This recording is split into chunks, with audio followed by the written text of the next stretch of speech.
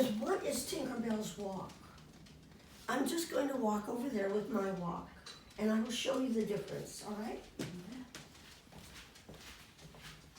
That's pretty neat, no big deal. But Tinkerbell's walk, yes.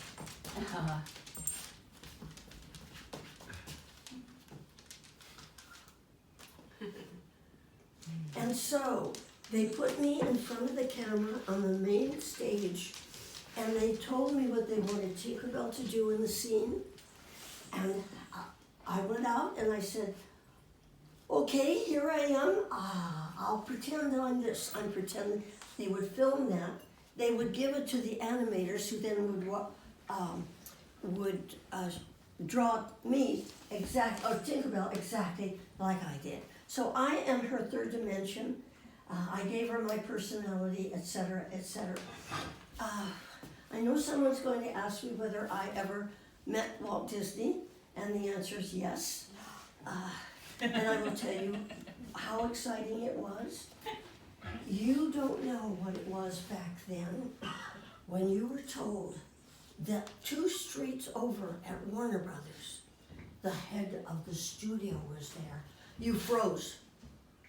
The head of the studio, nobody ever saw the head of the studio. The head of the studio was God.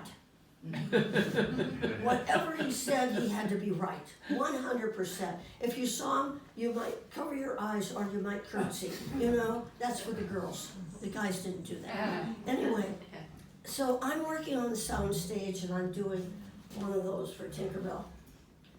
And I see this big door over here that's open to let the trucks in because we didn't have any playback. She didn't talk, you understand?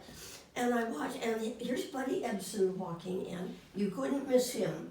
And a group of men, and over they go against the wall, and they're working at something. I continue working in the center of the stage, and they are working on animatronics over there. They're getting started with that. Is that exciting to be there at the beginning? Yes. So they all disappear, and over walks this tall, slim guy over to Mark Davis, and I look at him and I said, oh, he's the head of the studio. I was frozen. I had been trained for so long from the time I was 4. You didn't approach them, you didn't talk to them, you didn't have anything to do with them. And I was